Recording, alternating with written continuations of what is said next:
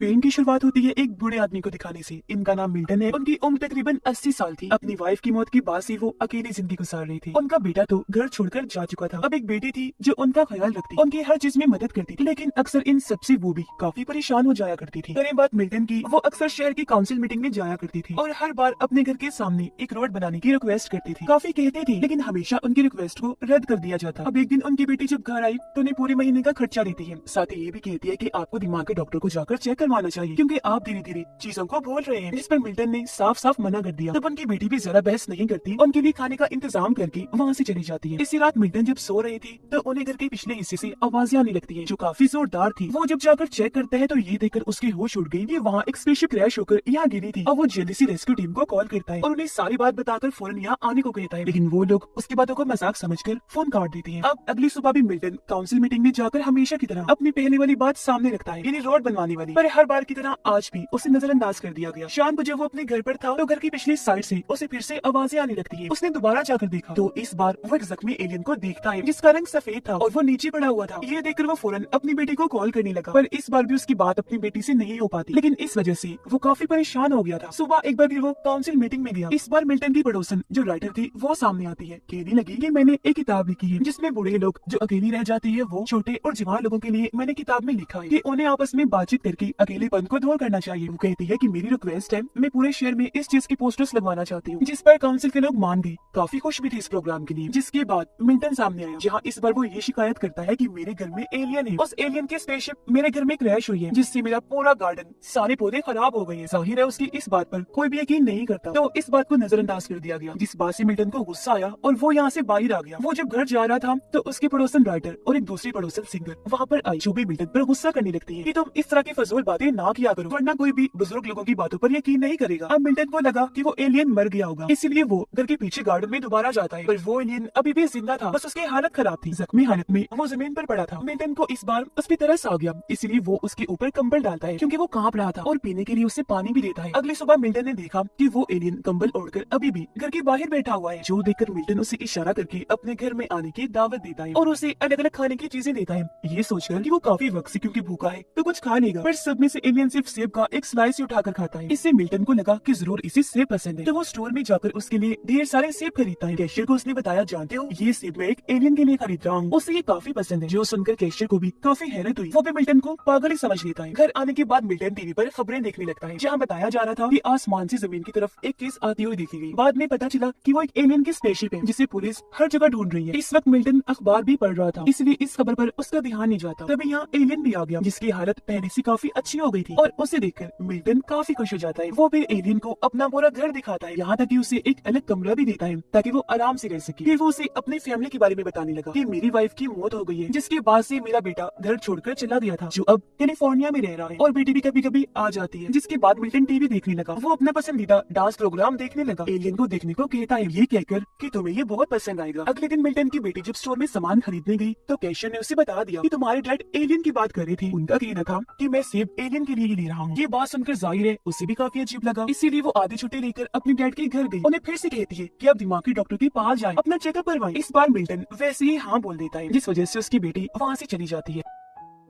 तभी मिल्टन के पास पड़ोसन राइटर की कॉल आई। वो कहती है कि मुझे तुम्हारा प्रिंटर इस्तेमाल करना है। इस पर मिल्टन कहता है कि हाँ कर लो, घर आ जाओ तुम। जिसकी कुछ ही देर के बाद राइटर घर आ जाती है। वो जैसे कमरे में गई वहाँ एलियन को बैठा हुआ देख लेती है, जिस पर वो काफी चौंक जाती है। अब मिल्टन उसे घर के पिछले हिस्से में लेकर गया, बताता है कि देखो ये इसकी स्पेसशिप है। उस दिन मैं झूठ नहीं कह रहा था कि घर में एलियन है, ये उसी दिन ही आया था। राइटर को भी वो एलियन काफी मासूम लगता है। उसे अंदाजा हो गया था ये कोई नुकसान पहुँचाने वाला एलियन नहीं है, इसीलिए वो मिल्टन को कहती है कि हमें कैसे भी करके इसे गवर्नमेंट से छुपा के रखना है, क्योंकि गवर्नमेंट के लोग एलियंस और बाहरी दुनिया के क्रिएचर्स पर उल्टे सीधे एक्सपेरिमेंट्स तजुर्बे करते हैं। पता नहीं वो इसके साथ क्या सलूक करेंगे। जिस पर मिल्टन भी मान जाता है। इसी बीच राइटर के दोस्त जो उनकी पड़ोसन भी थे, इनके सिंगर, वो ये देखकर सोच में पड़ जाती है कि राइटर की गाड़ी मिल्टन के घर के बाहर क्यों खड़ी है। उसे समझ नहीं आ रही थी कि आखिर वो उसके घर गए क्यों हैं। अब दिखाया गया कि गवर्नमेंट पूरी कोशिश कर रही है कि वो कैसे भी करके उस एलियन स्पेसशिप को खोज निकाले। इस बार उनके साथ FBI भी शामिल हो गई थी और अब ऐसे कुछ दिन गुजर जाते हैं जहाँ एलियन आराम से मिल्टन के साथ रह रहा था। एक दिन मिल्टन नोटिस करता है कि एलियन ने काफी पेजेस पर बिल्लियों की ड्राइंग्स बनाई हुई हुई है और हर एक सफ़े पर 7 बिल्लियां बनी हुई थी। मिल्टन को लगा कि एलियन ने ये मेरे लिए बनाई है, इसलिए वो काफी खुश हो गया। अब बाहर जब वो गया तो देखता है कि एलियन अब बिल्कुल ठीक हो गया है और इस वक्त अपने स्पेसशिप को ठीक करने की कोशिश कर रहा है ताकि वो वापस अपने प्लेनेट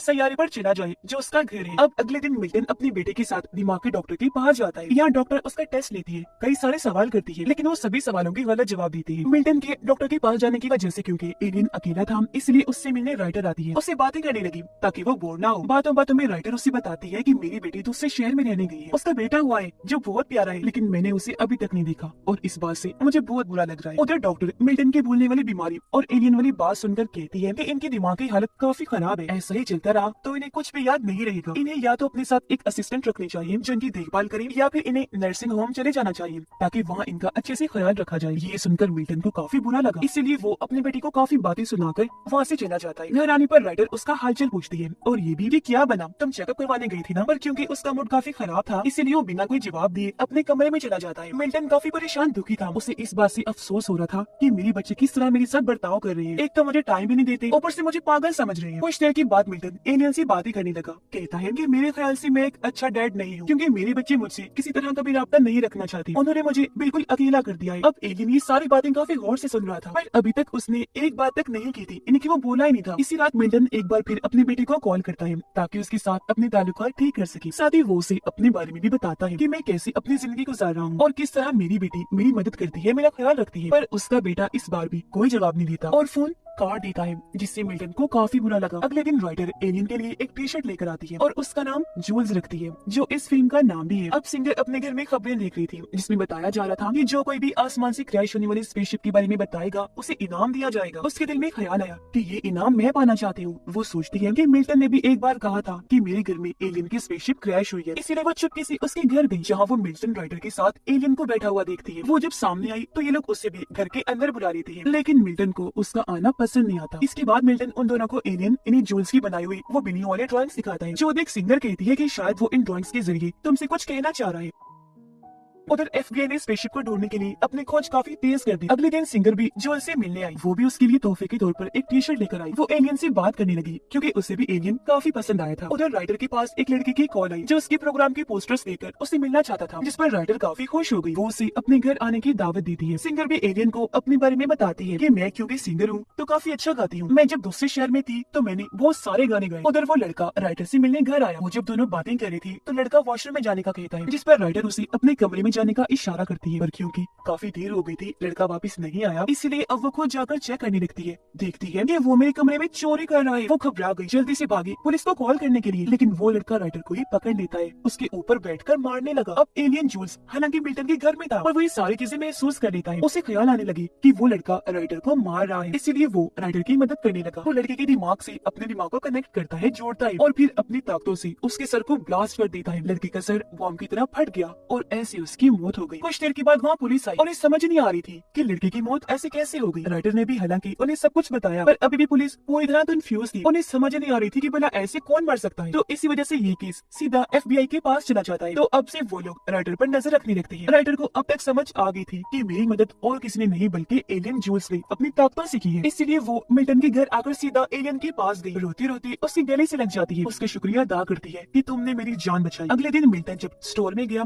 तो वहाँ उसकी बेटी अपने डैड से मिलने आई। वो मिल्टन से जवाब पूछती है, डैड आपने इतनी सारी सेब क्यों खरीदी? पर वो उसे नजरअंदाज करके वहाँ से चला जाता है। अब ये चारों जब खाना खा रही थी तो इन्हें अजीब सी बदबू आने लगी। बाहर जब ये चेक करने गए तो पता चला कि एलियन एक मरी हुई बिल्ली को अपने साथ लाया है, जिससे इन लोगों ने ये अंदाजा लगाया कि किसी वजह से एलियन को 7 बिल्लियां चाहिए। इसी वजह से जूल्स हर सफे पर 7 ही बिल्लियां बनाता है। एक मरी हुई बिल्ली तो जूल्स ले आया, तो अब इन्हें 6 और चाहिए थी। अब क्योंकि मिल्टन की बेटी जानवरों के हॉस्पिटल में जॉब करती थी, इसलिए मिल्टन उसे फोन करके ये पूछने लगता है कि मरी हुई बिल्लियों को कहाँ दफन किया जाता है। ये सुनकर वो काफी हैरान भी हुई और घबरा भी गई कि डैड ये सवाल क्यों कर रहे हैं, इसीलिए वो कुछ नहीं बताती। तो इसी वजह से अब ये लोग खुद ही बिल्लियों को ढूंढने निकल पड़ते हैं। रास्ते में मिल्टन और राइडर एक दूसरे से बातें कर रही थी, इस वजह से सामने इनका ध्यान नहीं गया और एक बिल्ली इनकी गाड़ी से टकराकर मारी जाती है। ये लोग जल्दी से गाड़ी से बाहर आए और बिल्ली की लाश को उठाकर अपने साथ ले जाते हैं। एफबीआई के एजेंट्स जो राइडर पर नजर रख रहे थे वो इनके पीछे थी और अब जब वो इन दोनों को बिल्ली की लाश उठाते हुए देखते हैं काफी चौंक गए। फिर उन लोगों को इसके अलावा एक और बिल्ली की लाश मिली थी, तो इनके पास 3 बिल्लियां हो गई, यानी कि अब इन्हें 4 बिल्लियां चाहिए। सिंगर वादा करती है कि वो बाकी की 4 बिल्लियां मैं लेकर आऊंगी। वो फिर शहर की अलग अलग जगह पर जाकर 3 बिल्लियां ढूंढ लाती है, यानी कि अब इन्हें बस एक ही बिल्ली चाहिए थी। वो इस बारे में बात कर ही रही थी कि तभी इनके घर में FBI की एजेंट्स आ जाते हैं, इसलिए ये तीनों जल्दी से छुप गए। एजेंट्स को लगा कि घर में कोई नहीं है, इसलिए वो यहाँ से चले गए। ये तीनों अब बात करने लगते हैं कि हमें जो भी करना है जल्दी जल्दी करना होगा। मिल्टन को याद आया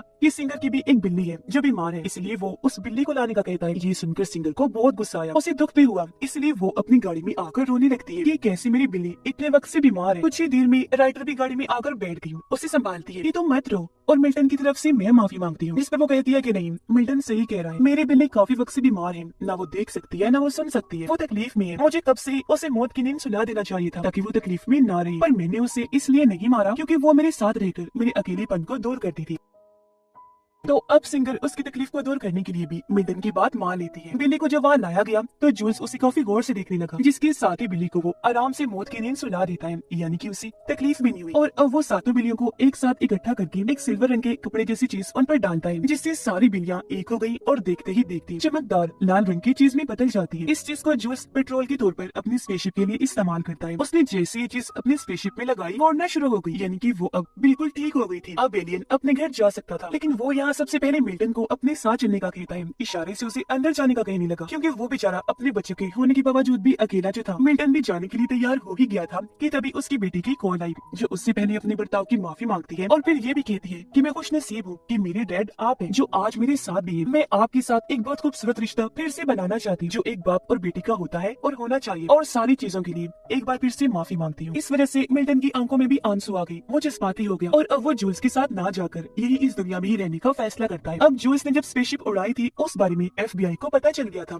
इसलिए वो फौरन मिल्टन के घर छापा मारने आती है, जो देखकर ये चारों जल्दी से जूल्स के स्पेसशिप में बैठ जाती हैं। इससे पहले एजेंसियां आकर इन्हें पकड़ते ये पहले ही वहाँ से उड़ जाते हैं। स्पेसशिप इनके टाउन की कुछ ही दूरी पर लैंड होता है, जहाँ ये तीनों बाहर आए और एलियन इनके सामने खड़ा था। ये एलियन जूल्स को काफी अच्छी अच्छी बातें करती है, उसका शुक्रिया अदा करते हैं, केवल कुछ वक्त के लिए ही, लेकिन तुम हमारी जिंदगियों में आए और उसे पूरी तरह से बदल दिया। राइटर और सिंगर भी जूल्स से मिलती है। मिल्टन उसे गले से लगा देता है, कहने लगा कि तुम्हारा बहुत शुक्रिया कि तुमने मुझे अपने साथ तुम्हारे घर जाने की दावत दी, लेकिन मैं अभी अपना घर छोड़ के नहीं जा सकता, मेरे बच्चे मेरे साथ ठीक हो गए हैं। जूल्स अब उन्हें बाय बोलकर स्पेसशिप में बैठा अलविदा कहते हुए यहाँ से उड़ जाता है। इस बात को अब कुछ दिन गुजर गए थे और वो तीनों आज भी मिल्टन के घर बैठे बातें कर रहे थे, क्योंकि एलियन की वजह से इनकी दोस्ती काफी अच्छी हो गई थी। तीनों ही क्योंकि बुजुर्ग थे तो अब इन्हें अकेलेपन का एहसास नहीं होता था, ज्यादातर एक दूसरे के साथ रहती, अक्सर घूमने भी जाया करती थी, क्योंकि इन्हें एक दूसरे की कंपनी में रहना बहुत पसंद था। राइटर एक दिन कहती है, पता नहीं जूल्स को हम लोग याद भी होंगे या नहीं, मुझे तो वो बहुत याद आता है। इसी रात को जब मिल्टन अकेला बैठा था तो उसे अपने घर के पिछले हिस्से से रोशनी के साथ एक बार फिर जोरदार आवाज सुनाई देती है, जिस पर मिल्टन मुस्कुराने लगा, क्योंकि वो समझ गया था कि हमारा दोस्त जूल्स हमसे मिलने आया है। तो इस कहानी से हमें पता चला कि लोगों ने एक दूसरे के साथ अपने ताल्लुक जिसे खत्म ही कर दिए हैं, इसलिए आज हर कोई अकेलेपन का शिकार है, जिस वजह से परेशान भी रहता है, खास तौर पर बुजुर्ग लोगों के साथ। और इसी मैसेज के साथ ही इस फिल्म की कहानी यहीं पर खत्म हो जाती है।